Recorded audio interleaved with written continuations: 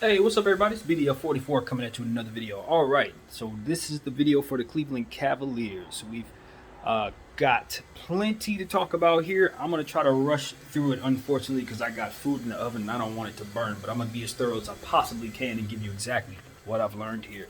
All right, so first off, when you're talking about the Cleveland Cavaliers, you want to mention the fact that they have a young team, you guys. A very young team. Half of the team is guys that I'm not sure what type of role they're going to have. They're not as deep of a team as I anticipated them being. But they do have a heck of a lot of length that you really, really appreciate that they're valuing this year. They have two young guards that they're using, that they're throwing out there who have all the upside in the world, and then a bunch of rim protectors with length surrounding them, shooting surrounding them as well. So this is an interesting roster that has a lot of upside in the coming years. It's not really about this season for the Cleveland Cavaliers. It's more so about the path that they're on with this young talent that they're putting together. So let's get into it. First of all, the coach is J.B. Bickerstaff. I don't know a whole lot about J.B. Bickerstaff. Game, of course, I'm familiar with his father, Bernie, who was a little bit of a interim coach with the Lakers and did an excellent job, if I remember correctly. Right after, I think, Phil Jackson left. I don't remember exactly what era he filled in. I think it was right before we got Byron Scott. But he came in and did an excellent job for us, and I was hopeful that we would sign him as the head coach back then, but that's a whole nother conversation. JB, I think, was with the Lakers for a little bit, too, as an assistant. I'm not certain about that, but I want to say he was. But nevertheless, he's with the Cleveland Cavaliers as a head coach now. Congratulations to him. He has this position and a nice young team to kind of run out there and see what happens. So let's get into the roster here. All right. Now, I did some homework on a couple of the guys, as you would imagine, because they're young players. Guys like Colin, Sexton, Darius Garland, Evan Mobley, Isaac Okoro. Those names are going to be mentioned in the second half of the video because I wrote some notes down, so I want to give you guys that. Along with Mfundu Kabanyele, too, as well. I did some homework on him. So, yeah, I'll give you all that. But in the meantime, we want to talk about a guy by the name of Jared Allen, who's their center. They just paid $100 million. They got him from the Brooklyn Nets, and he's simply one of the best shot blockers in basketball. You name it, he's blocked them. Everyone has tried, many have failed, dunking on this guy. And the list is extensive. And he's going to continue to provide just the same type of presence that he provided the Cleveland Cavaliers last year. Shot blocker, someone who's going to dunk the ball, someone who's improving, working on his shot and things like that, trying to make himself somebody who can stretch the floor for you, and he's capable. So I like Jared Allen. I didn't do homework on him, in which I kind of wish I did, just given the nature of this team and how young they are. But all in all, I know Jared Allen's game well enough to know what it is he's going to be asked to do. Stay vertical. Simply stay vertical. Assist Evan Mobley and all these other guys who have length, and just be tall, man. Be tall, dunk, high field goal percentage, hit your free throws, stuff like that. But the offensive bulk of the offense is not going to really come from him at all. They're just going to be asking him to kind of just be put back guy, offensive rebound, stuff like that, lob threat, etc. You get the point. So, yeah, I like Jared Allen a lot. I think he's good for this team. I think he's good for what it is they're trying to build. I like the vision of the Cleveland Cavaliers. So let's keep it pushing. Next name I want to mention here is Ricky Rubio, a guy they just picked up. We know Ricky Rubio, one of the best facilitators in basketball, underrated point guard in this league, somebody who's continuing to show us that he has a real game out here. He's not just a guy who kind of just got drafted into a bad situation and didn't perform up to his level of draft status. No, Ricky Rubio has been as good as advertised, in my opinion. And he continues in this era, in these days, to show us exactly how valuable he is in every situation he goes to. He just makes guys better. He's a facilitator. He's a passer. Pass first, pass second. But he's going to score some, too. He can shoot the ball. I've seen him score not as consistently in terms of scoring the ball, which is not what you're asking him to do, but he can do it, and when he gets hot, he can get hot in a hurry. So Ricky Rubio is a player who's continuing to ascend, even though he can't seem to find a consistent home. I think that has less to do about him and more to do with just the situations that he finds himself in. I don't think he's ever really been given the keys to a really good car and told to go. Unfortunately, in this situation, I don't think he'll have that opportunity either, because Colin, Sexton, and Darius Garland are here. But what he does is going to be needed for this team, and what it is that he's about is ultimately going to be something that they are going to take to very quickly. He's going to get shooters the ball. And given the fact that they have a lot of capable bigs that are going to be looking to be recipients of passes, I think his role is going to be as important as it's ever been on any team he's ever played for. Even though he won't be starting, I still think if they're smart, they're going to play him a lot. So keep your eyes open for what they do with Ricky Rubio, because ultimately he's a role player at this moment who's going to have a huge role.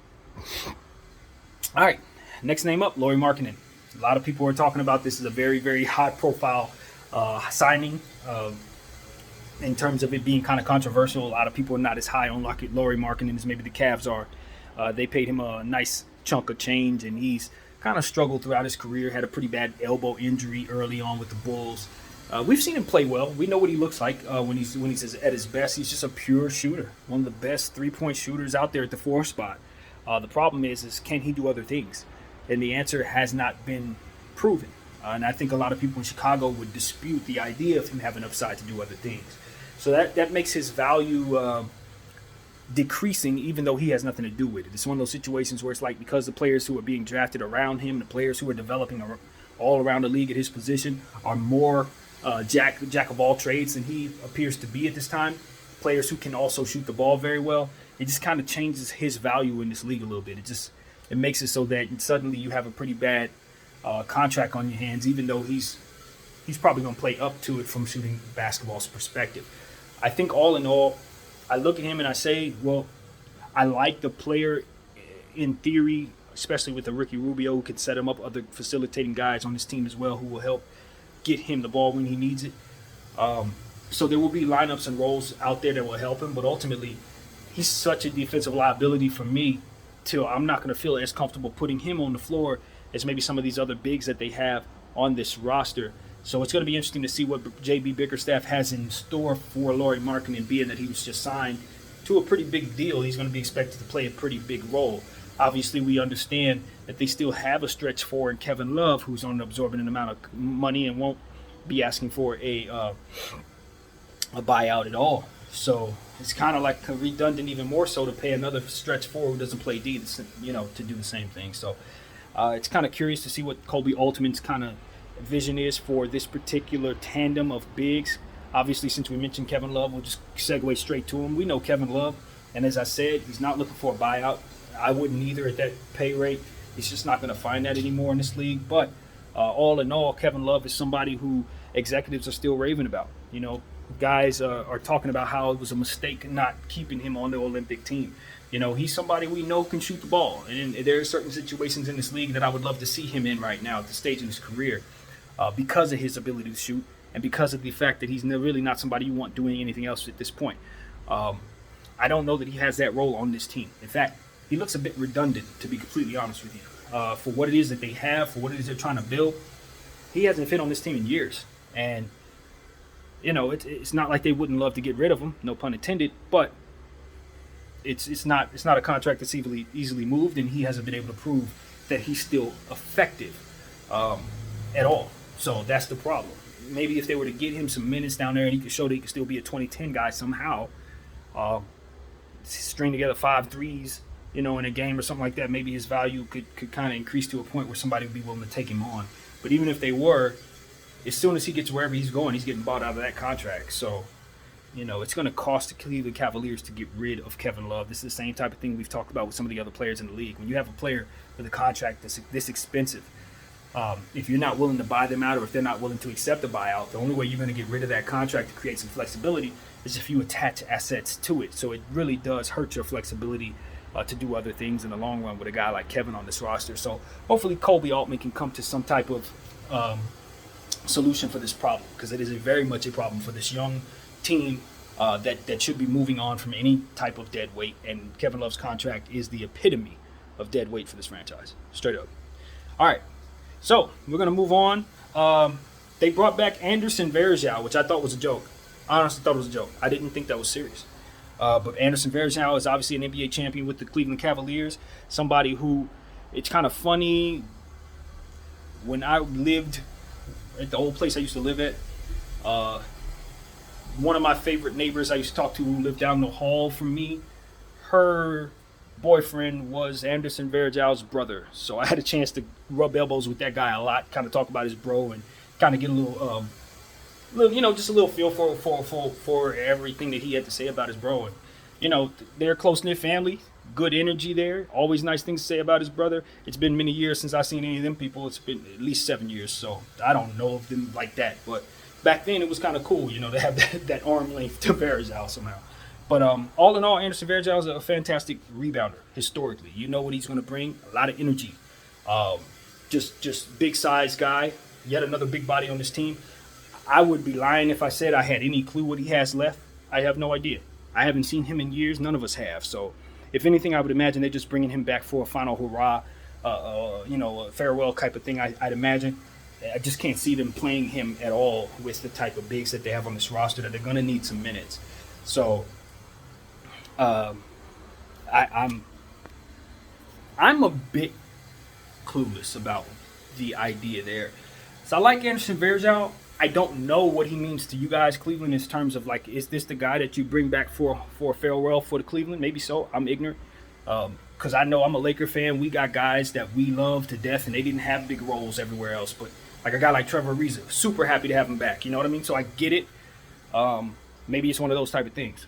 I'm just going to leave that as a question mark for myself. But I don't see him having a role on this squad at all. So moving on. A guy by the name of Taco Fall, of course, is on this team. 7'8" in height, 8'4" in wingspan. Not the greatest basketball player, but when you have metrics like that, you're going to get opportunities. So he's on this roster, and I'm hopeful that he can kind of show what he can do. He's not, like I said, he's not a world beater or anything like that, but when you have that type of strength and he's still a very young player, you can kind of mold him into something. You have that type of body, rather.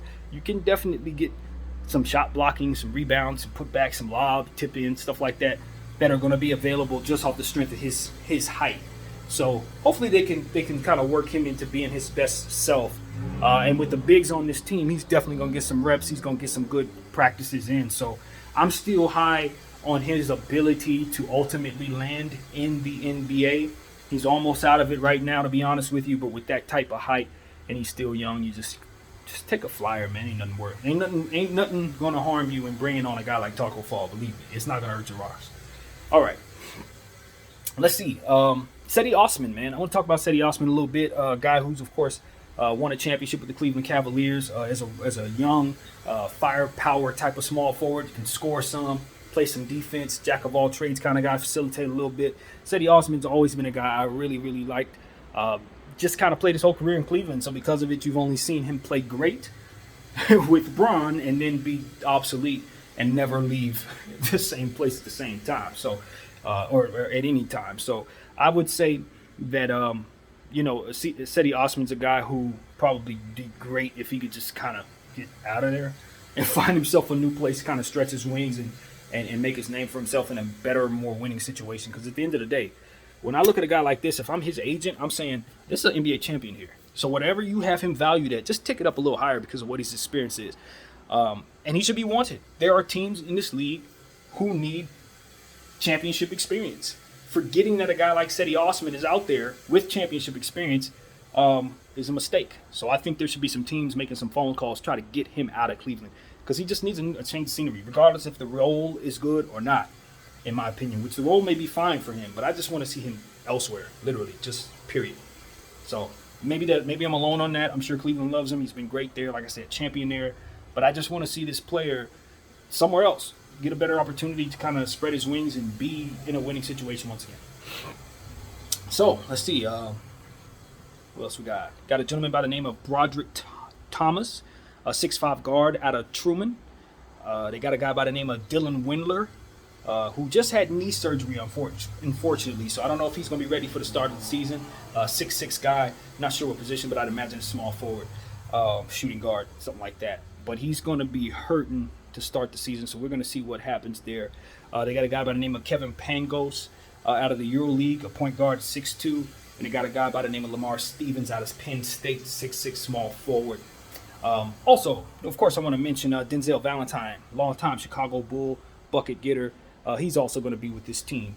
So, yeah, I think he's going to be an underrated scorer for this roster. I still think of him as somebody who can just flat out get buckets. When he was drafted early on, he looked like a poor man's Paul Pierce to me. I don't know that his upside is much better than what we've seen thus far, but what we've seen thus far is somebody that I think can help certain teams around this league, someone who can give you some scoring off your bench. So even though we haven't seen him in meaningful situations, it does not mean that he can't help a winning team. So I would look to him to kind of try to play his value up and hopefully get off this roster himself, try to be in a winning situation when he proves that he can. This is a perfect situation for him to prove that he can with the minutes that he has. No expectations, no demands, just score, and that's a perfect role for him. So I think I've mentioned everybody that didn't do homework on. I believe so. So yeah, let's get into those guys. Let's get into everybody. There's quite a few of them. One of the things that I thought was noteworthy before I get into those homework players is just Isaiah Hartenstein is not on this team. Hartenstein, and I think that's a mistake. If I'm not mistaken, he signed with the Brooklyn Nets or was on the verge of signing with the Brooklyn Nets. So I don't know if he got to that roster or not. I don't remember. But this is a power forward that our center combination that I have a lot of belief in. Not an overly athletic dude, but because of his big size, he just picks up big stats. He can rebound the ball. He can score the ball. He's somebody who really plays up the value that he is currently. He's definitely much better than understood to be. So I think they dropped the ball in not bringing this player back. I don't think he would have cost much. I would have taken him over Taco Fall. You know what I mean? So I just wanted to Anderson Varejao. You definitely want Isaiah Hartenstein over Anderson Varejao in 2021. So I look at this roster. I say I like Kobe Altman, or at least I liked how he started, but I'm going to need some explanations for some of the things that I've seen on this roster. Like the top of the roster, the first 8 players, all good. You got a great, nice core. Some of these young guys on the back, I'm not going to question them because I didn't do my homework. But the Anderson Varejao, I don't know about that. Taco Fall, maybe. But like I said, when you start getting into some of these players I've done homework on, you'll understand why some of these other guys should be getting their minutes. Straight up. All right, let's see what's going on here. I'm not here to play no games. I'm ready to eat. I'm not going to lie to you guys. I'm starving. But we're going to get this done. Let's get into Mfiondu Kabengele first, since he was the first name that I was able to find here. Guy that was drafted out of the, if I'm not mistaken, he was drafted somewhere else, but traded quickly to the Clippers draft night. So he was a Clipper on draft night and was taken with the 27th pick in 2019. He is the nephew of Dikembe Mutombo, the great athlete, shot blocker, and humanitarian. I know of just from being a great guy, you know, just a great humanitarian out here in this world. So that's who he's related to, and he plays like him a little bit. I mean, obviously not to his level at this point, but this is a guy who on the defensive end can shot block, who looks to shot block, who uses his big body to shot block. And what makes him super special is not only his length and his body, which at a 7'3" wingspan at 6'10", probably still growing, will tell you that he has some some metrics that make him very special. But what makes him even more so special is his ability to shoot. This is a guy who's a 3-level scorer at 6'10", 7'3" wingspan. So already you understand that he should be developing somehow. They should be investing in his development is what I'm saying to you. 3-level scorer, as I said, athletic, floor spacer, perimeter, switch ability. So he switches well in situations, team defensive situations. You want him. He's a dunker. He can dunk on you. Still a project with a high ceiling, as I said. He broke out in year 2 in college at Florida State, to be exact. And as a power forward, shot blocking and shooting the ball, he's exactly what you wanted to stretch for in terms of a prospect. And he improved a great deal in college despite never starting. He was a redshirt freshman. He was a guy who really couldn't play that well, to be honest with you, when he started off, but improved so greatly from year 1 to year 2 till he turned into one of those guys that came out in the first round, as I said, the 27th pick 2 years ago. And he's a go-to guy. His go-to game, rather, is a mid-range shot. So you love that. Even though he may fall in love with it a bit too much at the time of the video I was studying, at the end of the day, as he develops more so, that's going to be a heck of a strength for a guy with his size who can dunk on you and shoot the 3. So the fact that he loves the mid-range makes him even more so deadly, in my opinion. His size makes him difficult to defend, obviously, as a unicorn-type body. Deceptively quick. So you look at a guy his size, and you don't think he should be able to move as laterally as quick as he does, running as fast as he does. He doesn't look like he's that fast, but once you start dealing with him, you realize he's moving with you. He must work on his post moves. Doesn't really have a post move. He's a bad ball handler at this stage in his career, so he's going to have to work on some of those basic skills that ultimately just come with good coaching and lots of reps. So, this is his situation. He's now in Cleveland. And in my opinion, he should be one of the first guys off the bench because of his skill set. Now, granted, if he's turning the ball over, can't dribble, that's going to be a problem. But the fact that he's a 3-level scorer with a 7'3" wingspan at 6'10" means that he's going to slip right in with the Evan Mobleys. He's going to slip right in with the Lauri Markenin. And unlike Lauri Markenin, he's not going to be a defensive liability. So this is one of those situations for me where it's like, obviously Lauri Markenin is a better player today. But I look at this guy and I say his upside's higher. Like if you just remove the 3-point shooting aspect of Markkinen's game and you look at the player makeup of a Caballelli, believe it or not, he's probably going to be more effective in the long run if developed properly and invested thoroughly. And that's the thing about a guy like this. When you're picked in the 27th or pick in the draft, people aren't going to invest in you like that. They're going to look at you like, well, he could be good, but if he ain't good, we don't care. We just get rid of him, and that's what ends up happening. Nah, that's a mistake when you consider what it is that his makeup is, what it is that his body should be able to do once he learns how to play basketball. I personally invest in players like this. I give them everything they need to get better. I even send them to the G League for a year if that's what it takes, so that they can get the reps against man-sized bodies. That's what it's all about. I don't care whether he can play well or not. I just want to see him doing something other than sitting unless it's practice. Put him in the G League and let him run. And that's what I think they should do. I mean, obviously I said he should be the first guy off the bench, but no, you develop the guy. Let me correct myself when I say that. You want to groom him to be that guy. He's not that now. That's the thought. So what you want to do is put him in a position to get to that point so you can see him be that, to be more clear. So let's move on. Next name, just, not in order of importance, obviously. I'm just flipping what I see. The next name I saw here as I did homework on one of my favorite players in that particular draft, Darius Garland. 6'3", with a 6'5" wingspan. 5th pick in the 2019 draft, same draft as Caballelli. And this guy has it. The it factor, it's there. Great handle, flashy passer. Quick twitch muscles. Pull-up specialist, pick and roll expert, switches speeds, step backs, footwork, ISO monster. This guy dribbles the ball, man. You're talking about a guy who, as he continues to develop, is going to put himself in the name of one of those great crossover players, one of those great ball handling, Kyrie Irving, Jamal Crawford kind of guys. Darius Garland, when he fully develops, should become one of those guys. He has natural ball handling ability. He's crossing you up. He's putting you in a blender, and he's going past you. As I said, he switches speeds really, really easily. He facilitates very well. Also, he has kind of like a passing accuracy gift, even though he's not known yet as a facilitator per se. He has the ability to make accurate passes in short windows, stuff like that you can improve upon. Things you can't teach, he has. So when you teach him what you can teach him, he's off to the races, facilitating the basketball. Plays with a lot of pace, plays with a lot of bounce. It's a street ball player type of guy. Wiggly as hell. You put him out there, and he's crossing people over, stepping back on them, doing all types of stuff to create space. Very, very, very, very good at that. Super quick with the ball. Probably one of the quickest players in the league with the ball. Has catch and shoot roots, though. Despite being able to obviously superiorly dribble and do all those great things dancing, he initially was a player who was a catch and shoot guy. Before he was even given an opportunity to lead point guard, he was asked to stand in the corner and catch it. So that's where his roots are, and he's very good at that. He has deep range. He's continuing to work on that.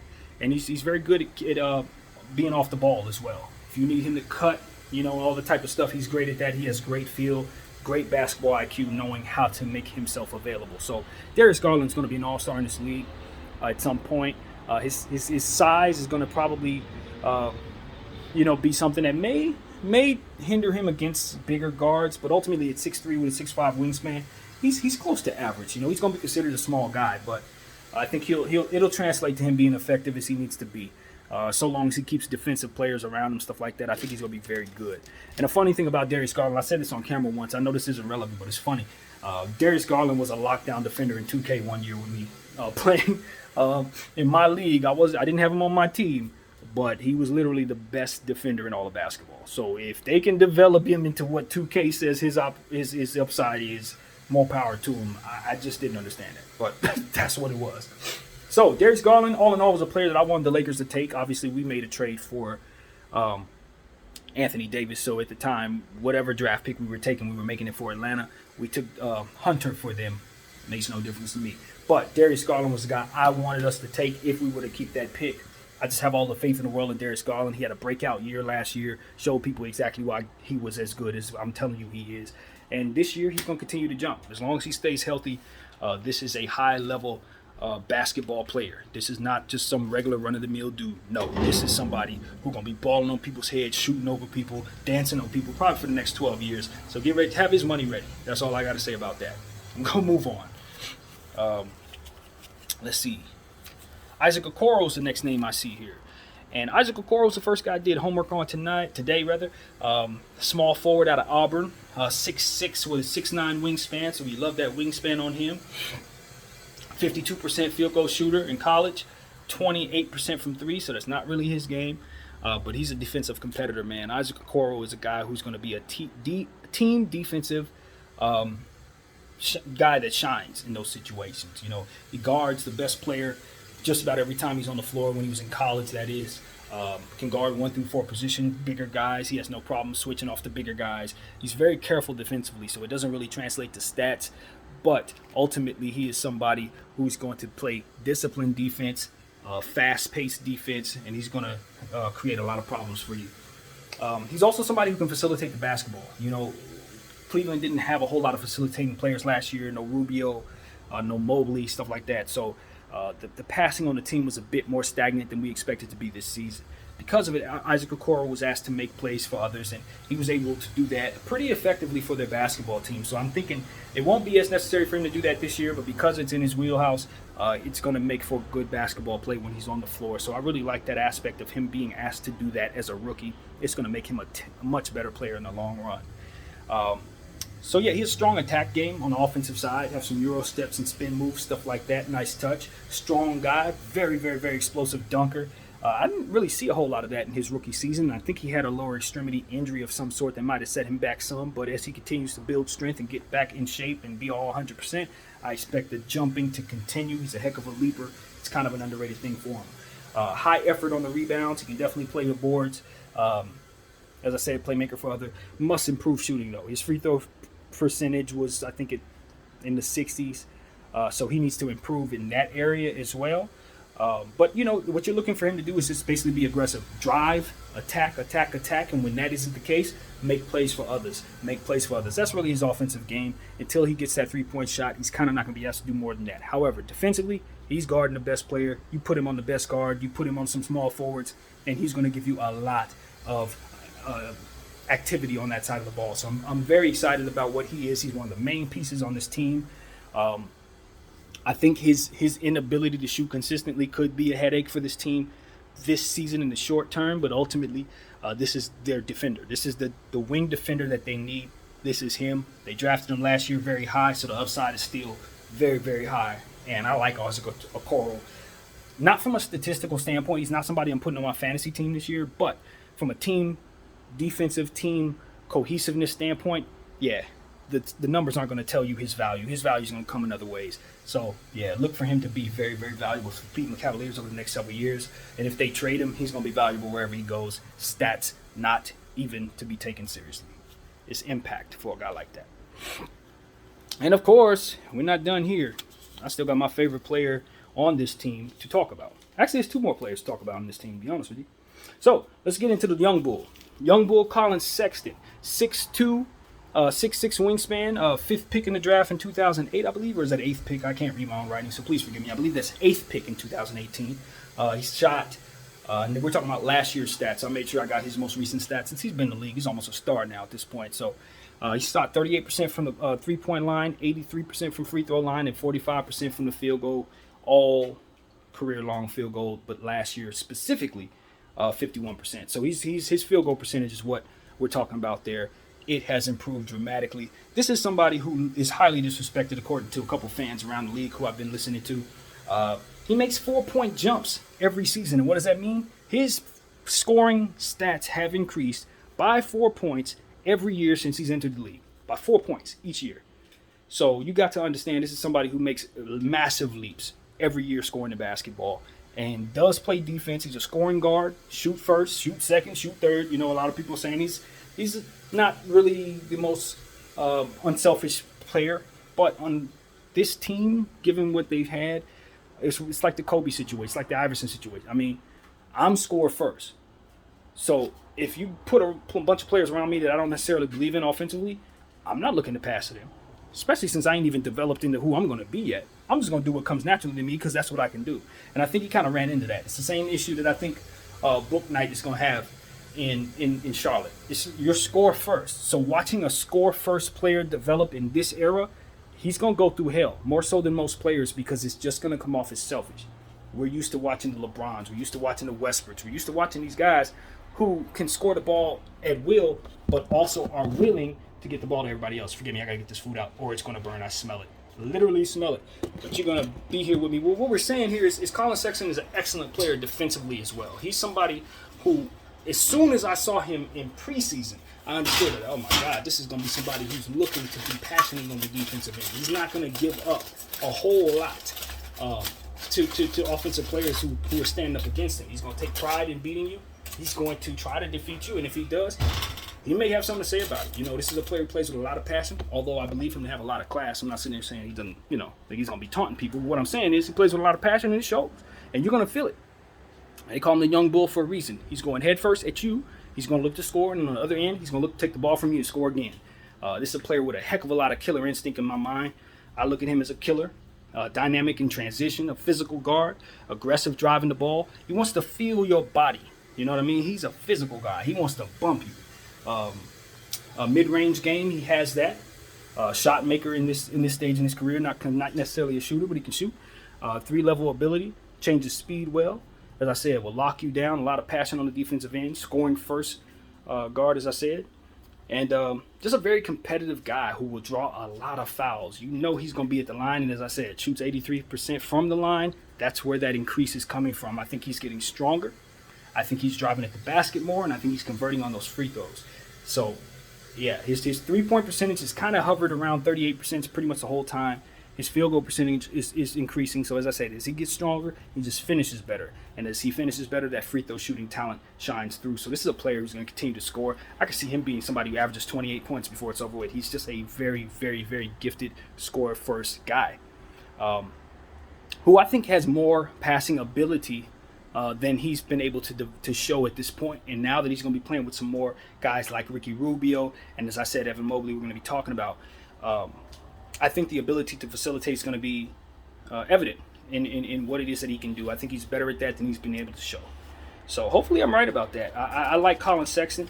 I like him on this team with this length and with Darius Garland on the floor with him together. He has an excellent running mate. And unlike Dame and CJ, they got talent around them that can make it so that even though they're not the most defensive tandem, the players around them are. The Isaac Okoros, guys like that, Evan Mobley, of course, Allen. They're going to be there for them defensively. They don't have to lock people down and be as effective about it all the time. So I love that dynamic about this team. All right, let's talk about my guy, man. Evan Mobley. There's only 2 rookies that I made the point to put on just about every team I have, fantasy-wise. Evan Mobley's one of them. I didn't successfully put him on every team, but I got him on good 80% of my teams. And the other guy is Trey Murphy from the New Orleans Pelicans, who I think if they start him is going to shoot better than everybody. But all in all, Evan Mobley is a player who I'm super, super high on as a guy who loves players with length. This is a 7-footer with a 7'4" wingspan and super fast feet. Super fast feet. I don't think people realize how well he moves laterally. I don't think people realize how great his footwork can be as he continues to develop. He doesn't quite have a post game just yet, but an over-the-shoulder hook shot he can hit all day long with his length. He's a problem. His three-point shooting percentage shocked me. I thought it would be better in college. He only shot 30% from the three, but his set shot is excellent. His mechanics is excellent, and his profile tells you that he's a stretch 4, so he's going to have to improve his three-point shooting in the league, or we're going to have problems. He's a 69% free throw shooter. I think he'll improve there. You want to see him get upwards, but ultimately, this is a high-level superstar prospect, like literally superstar prospect. Great shot blocker already today, and he doesn't foul. Him and Anthony Davis are the two greatest big men that don't foul but get defensive stats in the NBA. It's those two.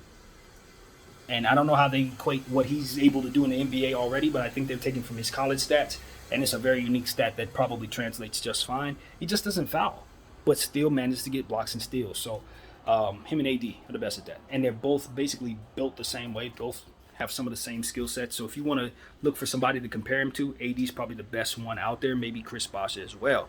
And of course, he has to develop into being that. Let's see, he can pass excellent. He's a facilitator. That's what I've been trying to hint at you guys about the whole video. Basically, Evan Mobley is going to make their team so much better, not just because of his length and his shooting ability and his scoring and all this other stuff that he does. What makes him untouchable is the fact that he can go off and get 5 assists on top of everything else that he can do. And it's because of his ability to make excellent passes from pretty much anywhere on the floor. He guards pick and rolls as good as anybody. He's an excellent pick and roll defender. Quick lateral movement, as I said, great foot speed, switches fantastically. A fluid of a big man as they come. He's as fluid as they come. Can guard 1 through 5, basically. Excellent instincts. Great touch / lob threat. Of course, even though he's not the most explosive dunker, he's still effectively dunking on everyone. Great handle for his size. That's another thing that makes him an alien. He can dribble like a guard. A guy at 7 feet with 7'4" wingspan, crossing you up, going in and out, doing stuff like that, he shouldn't be able to do. He just shouldn't be able to do these things. You'll see what I'm talking about when you see this kid. He could literally run the point. Like, literally. Like, he could. It's scary, but it's true. Can facilitate well, great passer, as I said. 3-level scoring potential, as we know. He just must work on his 3-point percentages. Footwork, can push the break himself, grab and go. You have no problem seeing him pull the Lamar Odom. He's going to grab it off the rim, LeBron James, all that stuff. He pulls it off the rim, and he's not looking for a guard, none of that. He put it on for himself. Make a play for himself or somebody else. He's excellent in the open court as a 7-footer. It's kind of scary. Solid second bounce. You know, he gets off the floor quickly. You think you can get a rebound over him. Good luck with that length and with his quick bounce ability. He's just going to continue to be an offensive rebounding monster. Not overly explosive, but again, effective dunking on everybody. You can't. You'll understand what I'm saying when I say that this guy, if he develops properly, is potentially unguardable. Just like, you're that tall and you can shoot that well. You got all these moves. You can do all this stuff defensively. And then on top of all of that, you're also very effective in other areas as well, like passing the rock. It's just, he's a can't miss talent. I think, I love Cade Cunningham. I love Jalen Green. I think it's arguable that he should have been drafted over both of those guys. And I'm just super high on Evan Mobley. I think that he makes this team different for the long term. They had their upside is much greater because of his presence than it would have been otherwise, to say the least. And I think that with him and Allen on this team on the floor at the same time, they're going to create a dynamic that's going to be very difficult for the best big men in this league, like Giannis, Ayton, of course. You were talking about Joel. When they have to deal with these team, they're going to find out that they're going to have more headaches than they do normally. You'll see what I mean. I'm not saying they're not going to beat the Cavaliers this year, because everybody should beat the Cavaliers this year. Cavaliers are not a good team, and they should be playing for a lottery pick once again. But as this team grows over the next several years, which is the only thing we'll be talking about in regards to Cleveland, because I don't care nothing about this season, we're talking about the future, 2, 3, 4 years down the road. They're going to keep those two guys together. I think there's a good chance if they build it properly, they can come out of the East some year. So at some point, the Cleveland Cavaliers should be the team coming out of the East. I ain't saying this is happening anytime soon, but that type of length coupled with those guards, and then you have that guy, that centerpiece, who does a jack-of-all-trade thing but doesn't take shots away from anybody. I love that dynamic. And then you got backup shooters like Markenin coming off the bench. They just need to get out from under that Kevin Love contract and facilitate getting some players in his stead that can make this team stronger. More veteran leadership, more quality players in role positions that count. Because a lot of this stuff is just unproven talent on the back of the bench, guys that don't have any value right now, guys that ultimately make this team a lottery team. But if they were to strengthen some of those back of the bench players, turn those youngsters into real role players, this could be a playoff team as soon as next year. So I'm gonna be looking to see what Denver does with the cap situation. Obviously, They got to keep Mobley's money ready for him. Just set it aside now. Do not play around there. And if they can find a way to manage to keep all 5 of the people in that starting lineup, I think they'll feel pretty good about their chances going forward over the next 4 or 5 years, something like that. So that's what it is. Cleveland Cavaliers are playing for the worst record in the league, and nobody should be upset about that. If they overachieve and win a lot more games than that, you can see the proof is in the pudding with this size and those guards. So their upside is immense, in my opinion, but for this season, they're not playing for anything other than the progression of the players that they have. This is year 1 of a real core for this Cleveland Cavalier team. And I'm excited for you guys. I'm not going to even front. I love what you have at the top of this team. Develop Cabinelli, make him somebody that can do something for you. And I think you'll be very happy with ultimately how this team looks in the end. So that's what I got, man. Cleveland Cavaliers. It's time to eat. I'm starving. I got some fish here.